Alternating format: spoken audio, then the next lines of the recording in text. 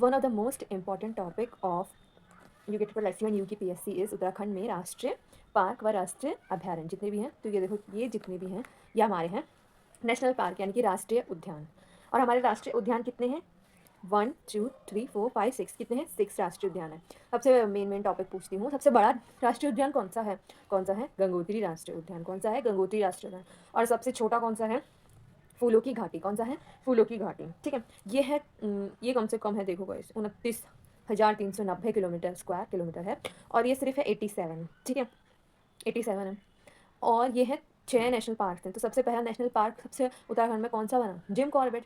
सबसे इंपॉर्टेंट है और बार बार इससे क्वेश्चंस बनते हैं कि मतलब उत्तराखंड का सबसे पुराना राष्ट्रीय उद्यान कौन सा है? ये उत्तराखंड का ही नहीं, भारत का भी नहीं, और एशिया का सबसे पुराना राष्ट्रीय उद्यान कौन सा है?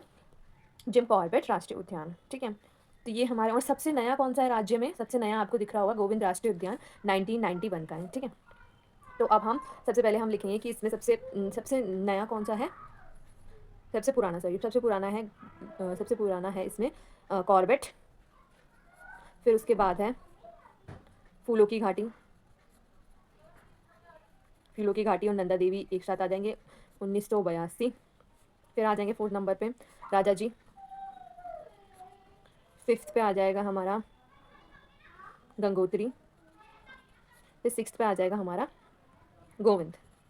ठीक है, और अगर हम इसे एरिया वाइज लगाएं, ये तो हमने ईयर वाइज लगा दिया। ठीक है, ये कब का है? ये है 1936 का। ये दोनों एक साथ के हैं 1982 के। फिर ये एक साल बाद का है 1983 का। फिर उसके बाद ये कब है? 1989 का। फिर ये कब है? 1991 का। हो गया लेन। ठीक है, अब हम करेंगे इसको एरिया वाइज। सबसे बड़ा राष्ट्रीय उद्यान कौन सा है? सबसे बड़ा राष्ट्रीय उद्यान है गंगोत्री। फिर उसके बाद कौन सा है? 80 वाला, 80-20 वाला। कौन सा 80-20 वाला? राजा जी। फिर है कॉर्बेट। फिर है शायद नंदा देवी। 624 है, 624 है। 1 2 3 4 5 5। 5th पे कौन सा होगा? 5th पे होगा हमारा गोविंद। फिर उसके बाद है 5th पे है गोविंद, और फिर है फूलों की घाटी, सबसे छोटा राष्ट्रीय उद्यान। ठीक है, ये यहीं पे लिख रखा है कि सब 6 राष्ट्रीय उद्यान हैं। पूर्ण रूप से जब मानव गतिविधियां प्रतिबंध की जाती हैं उसको बोलते हैं राष्ट्रीय उद्यान। क्या बोलते हैं? राष्ट्रीय उद्यान। इंस्टीट्यूट संरक्षण विधि है, एक एक्सटीट्यू होती है इंस्टीट्यूट। इंस्टीट्यूट मतलब होती है उन्हीं की जगह पे जब उन्हें संरक्षण दिया जाता है तो उसे बोलते हैं इंस्टीट्यूट संरक्षण। ठीक है, 6 राष्ट्रीय उद्यान हैं जो कि 5006.76 किलोमीटर स्क्वायर एरिया लेते हैं, जो कि राज्य का 9.36% है। अब हम पढ़ रहे हैं पहला राष्ट्रीय उद्यान। पहला राष्ट्रीय उद्यान जो एशिया और भारत का पहला राष्ट्रीय उद्यान है, जब इसकी स्थापना हुई थी तो इसकी स्थापना हेली नेशनल पार्क से हुई थी और 1936 में हुई थी, हमने पहले देख लिया था। और जब स्वतंत्रता के बाद हुआ है, हेली जो है अंग्रेज का गवर्नर था उस समय यूपी का, उसके नाम पे रखी गई थी। तो फिर स्वतंत्रता के बाद बोला कि हम नहीं रख रहे अब अंग्रेज के नाम पे, हम इसे रखेंगे रामगंगा नेशनल पार्क। क्यों रामगंगा? क्यों? क्योंकि रामगंगा यहाँ पे बहती है, पश्चिमी रामगंगा यहाँ पर बहती है। फिर क्या हुआ? 1957 में प्रकृति प्रेमी जिम कॉर्बेट के नाम पे इसकी स्थापना गई। स्थापना तो पहले ही थी 1936 में, लेकिन जिम कॉर्बेट नाम बदल दिया गया। ठीक है, राज्य के 2 जिलों में कॉर्बेट राष्ट्रीय उद्यान फैला हुआ है। पहला है पौड़ी 312 किलोमीटर स्क्वायर, दूसरा है नैनीताल 208 किलोमीटर स्क्वायर, और जो कुल हो गया 520। ठीक है, प्रोजेक्ट टाइगर है जो पहला ही, मतलब जो पहला प्रोजेक्ट टाइगर कब लॉन्च हुआ था? 1 अप्रैल 1973 को लॉन्च हुआ था। तो ये नवंबर में यहाँ पे पहला ही, मतलब ऐसा पूछा जाएगा अगर कि पहला टाइगर रिजर्व कौन था भारत का, तो वो कौन सा था? कॉर्बेट राष्ट्रीय उद्यान। और एलिफेंट रिजर्व कब बनाया गया? इसको 2015 में बनाया गया। जो अन्य इम्पॉर्टेंट पॉइंट हैं कॉर्बेट राष्ट्रीय उद्यान के, वो ये हैं कि इसका प्रवेश द्वार कहाँ है? ढिकाला नैनीताल पे पड़ता है। ठीक है, पाटली दून कॉर्बेट वाटरफॉल पश्चिमी रामगंगा नदी बहती है, इसलिए तो उसका नाम रामगंगा नेशनल पार्क कर दिया गया था 1947 स्वतंत्रता के बाद। फिर 2012 में इसको साइलेंस जोन कर दिया गया। 2013 में STPF बनाया गया, इसको यानी स्पेशल टाइगर प्रोटेक्शन फोर्स, जिसका 118 मेंबर्स थे लगभग 2020 कोविड-19 का पीरियड जब था, तो फर्स्ट एनिमल क्वारंटीन सेंटर यहीं बनाया गया। यहाँ पे महिला गाइड की भी सुविधा आपको देखने के लिए मिलती है। तो ये कब बना था? 1936 में। पहला टाइगर रिजर्व भी यही है। ठीक है, इसका एरिया कम लगभग है 520 किलोमीटर स्क्वायर। फिर अब आते हैं दूसरे राष्ट्रीय उद्यान में, वो है नंदा देवी राष्ट्रीय उद्यान। ये 1982 का है। इसी साल बहुत सारे हैं 1982 के, देखेंगे हम आगे। 624 किलोमीटर स्क्वायर इसका एरिया है। मुख्यालय इसका है जोशीमठ। 1988 में इसको यूनेस्को की विश्व धरोहर घोषित किया गया, इनकी शामिल किया गया। इंपॉर्टेंट्स हैं फर, ब्रश, बुरांश जैसे, यहाँ पे बुरांश जैसे आपको पेड़ पौधे देखने के लिए मिलेंगे। वी गार्डन यहाँ आने वाले प्रथम व्यक्ति हैं। ठीक है, अब आता है फूलों की घाटी। ठीक है, केदार खंड में से नंद कानन कहा गया है। मैंने क्वेश्चन देखा, मैं भी थोड़ी कंफ्यूज हो गई थी। मैं ये सोच रही थी नंद कानन इसको कालिदास के मेघदूत में कहा गया है या फिर केदार खंड में। तो ये आप ध्यान रखना कि केदार खंड में क्या कहा गया है इसको, नंद कानन, और कालिदास के मेघदूत में क्या कहा गया है इस क्षेत्र को, अलका। तो ये कुछ इस तरीके का एरिया है। नर और गंधमादन के बीच, पर्वतों के बीच ये है, और जुलाई से अक्टूबर के समय इसमें फूल खिलते हैं। यहाँ से पुष्पावती नदी गुजरती है। सबसे राज्य का सबसे छोटा राष्ट्रीय उद्यान यही है, 87.50 किलोमीटर स्क्वायर। और भारत का कौन सा है, साउथ बटन, जो कि कहाँ है, अंडमान एंड निकोबार में। ठीक है, 14 जुलाई 2005 को, वेरी वेरी इंपॉर्टेंट डेट है ये, 14 जुलाई 2005, 14 जुलाई 2005। तो मैंने इसे कैसे याद करा है, जुलाई तो मुझे याद 2005 जुलाई मुझे ये याद है, मुझे 14 मतलब थोड़ा कंफ्यूज रहता है 14 है या कुछ और है। तो मेरा स्कूल में ना रोल नंबर 14 था, मैक्सिमम क्लासेस में ना मेरा रोल नंबर 14 था, तो मैंने इससे याद कर लिया। आप भी 14 से कुछ याद कर सकते हो। जैसे 14 में 14 जनवरी होता है, 14 जनवरी स्पेशल मकर संक्रांति, या फिर ऐसा कुछ आपके हिंट में आया होगा, या फिर किसी का बर्थडे होता होगा 14 को, ऐसे आप इसे याद कर सकते हैं। ठीक है, 14 जुलाई को, या फिर ऐसे ही याद हो रहा है तो ऐसी वेल।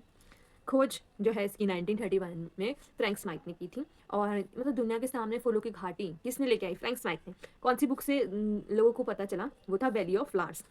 फिर 1939 में जब लोगों को पता लगा तो बहुत सारे लोग आने शुरू हुए इस क्षेत्र में। तो एक 1939 में एक वनस्पति विज्ञानी थी, मार्केट एल्बा, वो आती है यहाँ पे, लेकिन दुर्भाग्यवश यह चट्टान से गिर जाती है और यहीं इनकी मृत्यु हो जाती है। तो यहीं पे इनकी समाधि स्थल भी बनाया गया है, क्योंकि इनके साथ इनकी बहन आई थी, तो इसकी बहन को भी पता था ये बहुत प्यारी जगह लगती थी मार्केट एल्बा को, तो इसीलिए जो है इनकी समाधि स्थल भी यहीं बनाया गया है। अन्य नाम है इसके बैकुंठ, भ्यूंडार, गदमादन, पुष्पावली और फ्रैंक स्माइथ घाटी। और हाँ, फूलों की घाटी भी 1982 का है। तो राजची राष्ट्रीय उद्यान ये कब का है, 1983 का। लेकिन रुको रुको, वेट करो, ऐसे नहीं बना है राजाजी राष्ट्रीय उद्यान। तो मोतीचूर वन्य जीव विहार था पहले, ये बना था 1935 में। फिर है राजाजी विहार, ये बना था 1948 में, यानी कि स्वतंत्रता के एक साल बाद। हाँ, ये हरिद्वार में। जिला वन्य जीव बनाया था 1977 में, पौड़ी। ठीक है, इन सब को मिला के 1983 में बना हमारा राजाजी राष्ट्रीय उद्यान। राजाजी राष्ट्रीय उद्यान जो है सी गोपालाचारी, यानी कि जो हमारे अंतिम गवर्नर जनरल थे और स्वतंत्रता भारत के प्रथम गवर्नर जनरल, तो उनके नाम पर ये रखा गया है। और मुख्यालय है इसका देहरादून में। 3 जनपदों में ये फैला हुआ है, देहरादून, पौड़ी, हरिद्वार। और जैसे कि आपको पता है कॉर्बेट कितना था, फर्स्ट था, तो ये 48 है। क्या है, ये है 48 टाइगर रिजर्व, किसका, भारत का। ठीक है, 2015 में घोषित हुआ था। और राज्य का कौन सा हुआ, फिर दूसरा। और ये एशियाई हाथियों के लिए फेमस है। ठीक है, अब आते हैं गंगोत्री राष्ट्रीय उद्यान। ठीक है, राज्य का सबसे बड़ा राष्ट्रीय उद्यान है गंगोत्री राष्ट्रीय उद्यान। कब कब एस्टेब्लिश हुआ था ये, 1989, वेरी वेरी गुड, 1989। ठीक है, अब भारत का सबसे बड़ा राष्ट्रीय उद्यान कौन सा है, ये हमारे राज्य का हो गया, तो भारत का कौन सा, हेमिस नेशनल पार्क। ये कहाँ पड़ता है, लद्दाख में, और इसका एरिया देखो 4400 किलोमीटर का है, लगभग लगभग डबल इसका। अब है भैरव घाटी में, ये देखो प्रस्तावित है ये। ठीक है, पहला हिम तेंदुआ संरक्षण खोला जाएगा। ठीक है, अब देखो ये कुछ इस तरीके से दिखता है गंगोत्री राष्ट्रीय उद्यान 1989 का। तो ये मतलब कि गोविंद नेशनल पार्क और केदारनाथ वन्य जीव विहार के बीच में पड़ता है ये वाला इलाका। ठीक है, तो मतलब कि आप समझ सकते हो कि यहाँ से अगर आपको इधर जाना है तो कॉरिडोर की तरह ये काम करता है गंगोत्री राष्ट्रीय उद्यान। ठीक है, इस तरीके से ये क्षेत्र है। फिर आते हैं कुछ इसके नोट पॉइंटिंग है। गोविंद विहार एवं गंगोत्री राष्ट्रीय उद्यान, अगर आपको यहाँ पर जाना है तो पहले आपको यहाँ पे अपॉइंटमेंट लेनी पड़ेगी, मतलब अपॉइंटमेंट नहीं कहेंगे, आपको यहाँ पे बुकिंग करनी पड़ेगी। तो 7 अप्रैल 2017 को ये सुविधाएं शुरू हुई थी, ऑनलाइन विंडो, तो पथिक नाम से ऑनलाइन विंडो स्टार्ट हुई थी और इसका उद्घाटन किया गया था। ठीक है, तो आप कमेंट सेक्शन में बताओगे 2017 में कौन से सीएम थे उत्तराखंड के। ठीक है, अब आता है गोविंद वन्य जीव विहार। ठीक है, 472 किलोमीटर स्क्वायर है। 1919 मतलब कि सबसे नया है राष्ट्रीय उद्यान। संचालन इसको करता है राजाजी राष्ट्रीय उद्यान देहरादून, ठीक है। नाम जीबी पंत की तरह, देखो गोविंद, तो गोविंद वल्लभ पंत द्वारा के नाम पर इसका नाम रखा गया है। हर की दून, रुईसियारा झील, सर्ग रोहिणी, काला पर्वत, बंदरपूछ, रूपिन, सोपिन और औसत तालुका वन विश्राम गृह, ये सब आपको यहीं देखने को मिलते हैं। मोस्टली ऐसे क्वेश्चन आते हैं कि पहले ऐसे क्वेश्चन आते थे कि रामगंगा जो नदी है उस मतलब कि नेशनल पार्क कौन सा है वहाँ पर, तो आपको पता ही है कॉर्बेट है। लेकिन आप ऐसा क्वेश्चन भी पूछ सकते हैं कि रूपिन सुपिन कहाँ कौन से राष्ट्रीय उद्यान में पाई जाती है। और ये भी पूछ सकते हैं कि सबसे जो हमारा पश्चिमी कौन नेशनल पार्क है वो कौन सा है, तो यही होगा, ठीक है। और ये ऐसा भी लगता है कि हिमाचल से लगता हुआ कौन सा है, तो ये कौन सा है, गोविंद वन्य राष्ट्रीय उद्यान। तो अब हम पढ़ रहे हैं वन्य जीव विहार। हमारे नेशनल पार्क कंप्लीट हो चुके हैं 6 के 6। अब हम पढ़ रहे हैं वन्य जीव विहार, हमारे राज्य में है 7। ठीक है, इसमें कुछ वन्य जीव विहार और राष्ट्रीय उद्यान में ये फ़र्क होता है कि आपको कुछ अधिकार दिए जाते हैं वाइल्ड लाइफ सेंचुरी वन्य जीव विहार में, जैसे घास काटना, लकड़ी उठाना, लेकिन वो भी सिर्फ कुछ एरियाज में, कोर एरियाज में आपको अंदर नहीं जाने देंगे, ठीक है। और जबकि राष्ट्रीय उद्यान में आपको कोई भी अधिकार नहीं दिया जाएगा, आप सिर्फ उसे पर्यटक की तरह देख सकते हैं, वो भी कुछ परमिशंस की तहत। सबसे पहले पढ़ते हैं हम गोविंद वन्य जीव विहार। यह है 1995, कब का है, 1995, उत्तरकाशी का है। 485 किलोमीटर स्क्वायर है, ठीक है। तो यह स्नो लेपर्ड के लिए बहुत प्रसिद्ध है और दाढ़ी वाले गिद्ध के लिए भी ये प्रसिद्ध है, ठीक है। फिर आ जाते हैं केदारनाथ वन्य जीव विहार। यह है 1972 का और 975.20 किलोमीटर स्क्वायर है और ये रुद्रप्रयाग और चमोली डिस्ट्रिक्ट में फैला हुआ है और सबसे बड़ा वन्य जीव विहार है, ठीक है। फिर है अस्कोट, 1986 का है ये, और सर्वाधिक कस्तूरी मृग वाला, मतलब सबसे ज़्यादा कस्तूरी मृग कहाँ देखने को मिलेंगे आपको, अस्कोट में। और 600 किलोमीटर स्क्वायर है ये और सेंसिटिव जोन इसे डिक्लेयर किया गया था, ठीक है, इको सेंसिटिव जोन। अब आते हैं इधर, अब आता है बिनसर। ए और बी से आप याद कर सकते हैं, A for Almora and B for Binsar. 1988 का है। 1988 में एक जनपद बना था उत्तराखंड का, तो आपको बताना वो कौन सा जनपद था। और नंदाधौर है नैनीताल और चंपावत में। चंपावत में 5% है, पर ऑप्शन में दोनों ही आए थे कि नैनीताल, मतलब ऐसा ऑप्शन आया था, पहला ऑप्शन था नैनीताल चमोली, नैनीताल चंपावत, या फिर नैनीताल अल्मोड़ा, या फिर नैनीताल और समथिंग एल्स। तो क्या है, नैनीताल और चंपावत। यहाँ पे गोला शारदा नदी आपको देखने के लिए मिलेगी, 2012 का है। 268 किलोमीटर स्क्वायर है। फिर है सोना नदी वन्यजीव विहार, यह है 1987, 301 किलोमीटर स्क्वायर है। और सबसे छोटा है जो, वो है मसूरी वन्यजीव, जिसे पहले क्या बोलते थे, विनोग वन्यजीव। ये कब का है, 1993 का है। पहाड़ी बटेर के लिए जाना जाता है ये, अब जो है एक्सटिंक्ट हो गई हैं, बहुत कम देखने को मिलती है हमें पहाड़ी बटेर। जो हमारा केदारनाथ वन्यजीव विहार है, हम उसे क्या कहते हैं, केदारनाथ मस्ट डियर सेंचुरी भी कहते हैं, क्योंकि यहाँ पे मस्ट डियर को संरक्षित करने के लिए मुख्य रूप से ये बनाई गई है। फिर है मालन पशु विहार, कहाँ है, लैंसडाउन वन प्रभाग का एक क्षेत्र है, ठीक है। गोविंद वन्यजीव विहार स्नो लेपर्ड है परियोजना, 1991 की है ये। और टॉन्स नदी बेसिन, सागरी तलिका, उच्चाला, हरकीदून, ये सब इसके प्रमुख स्थल है गोविंद वन्यजीव विहार के। अब आते हैं, एक रामसर साइट है और संरक्षण आरक्षित क्षेत्रों में से एक है, जो कि हमारे उत्तराखंड में 4 है आरक्षित क्षेत्रों, तो उनमें से पहला है और वो रामसर साइट का भी एक हिस्सा है। तो 90 जो पहले एक बैकग्राउंड समझते हैं कि ये रामसर साइट है क्या। तो 1971 में रामसर कन्वेंशन होता है, 2 फरवरी 1971 को होता है, इसलिए हम 2 फरवरी को क्या बनाते हैं, वेटलैंड डे भी मनाते हैं। तो हाँ, इंडिया ने कब ज्वाइन किया, 1982 में इंडिया ने ज्वाइन किया। जो आसन वेटलैंड, अभी रामसर साइट नहीं बना है, लेकिन जो उसकी स्थापना कब हुई थी, 14 अगस्त 2005 को। और 21 जुलाई 2020 को, देखो एक 14 जुलाई, एक 21 जुलाई है, 14 जुलाई को, 14 जुलाई 2005 को क्या हुआ था, क्या हुआ था, जो वैली ऑफ फ्लावर्स है उसको यूनेस्को में शामिल किया गया था। लेकिन 21 जुलाई 2020 को, यानी कि कोरोना वाले टाइम में, 38वां भारत का रामसर स्थल बन गया, ठीक है।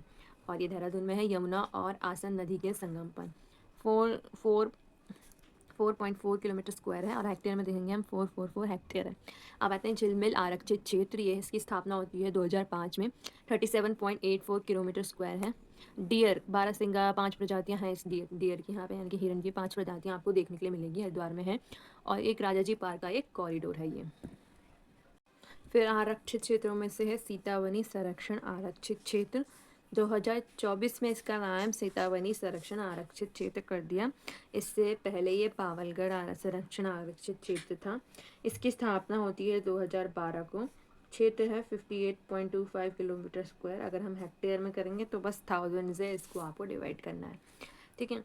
और यहाँ पे क्या हुआ था, 4 से लेकर 8 फरवरी 2015 में second Uttarakhand spring bird festival यहीं पे आयोजित किया गया था।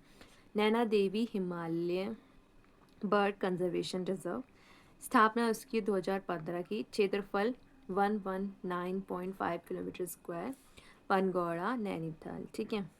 आसन क्षेत्र के अलावा जो पूरा पक्षियों के लिए समर्पित क्षेत्र है उत्तराखंड में, वो कौन सा है, Naina Devi Himalaya bird conservation reserve.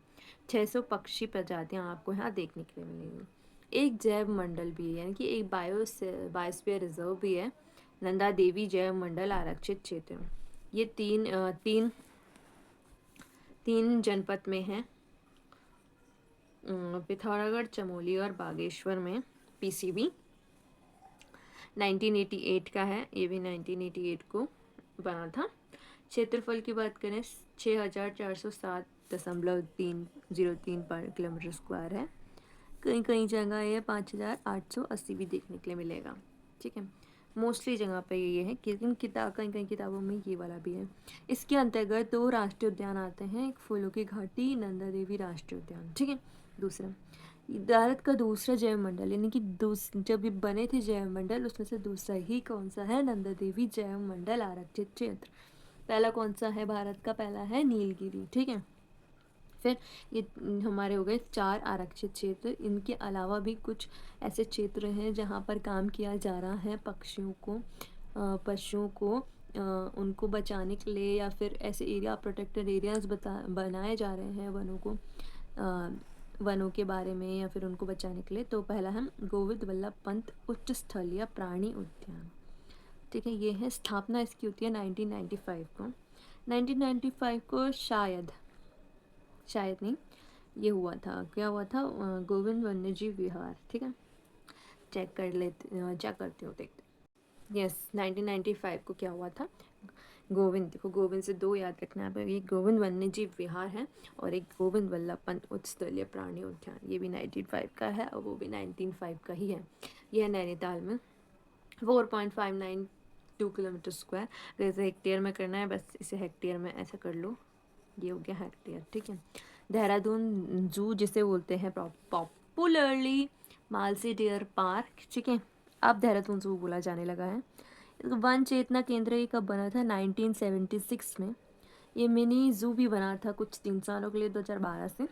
मेहरूड़ी musk deer research centre, इसकी स्थापना 1974 और स्थित है बागेश्वर में। बहुत कन्फ्यूजन था इसके ईयर को लेकर, लेकिन अब सब क्लियर हो चुका है, 1974 ही याद रखना है हमको। फिर आता है खरचूला खर्क मस्कियर ब्रीडिंग एंड कंजर्वेशन सेंटर। यह है स्थापना 1982 की। मैंने बोला था ना बहुत आएंगे। 1982 में नंदा देवी राष्ट्रीय उद्यान, फूलों की घाटी राष्ट्रीय उद्यान, और एक ये खरचूला खर्क। चमोली, और चमोली में है ये केदारनाथ वन्य जीव का ही एक भाग है, ठीक है। और जो भी बचेगा वो हम नेक्स्ट वीडियो में डालेंगे। होपफुली आपको अच्छी लगी हो वीडियो अच्छी लगी हो तो लाइक शेयर सब्सक्राइब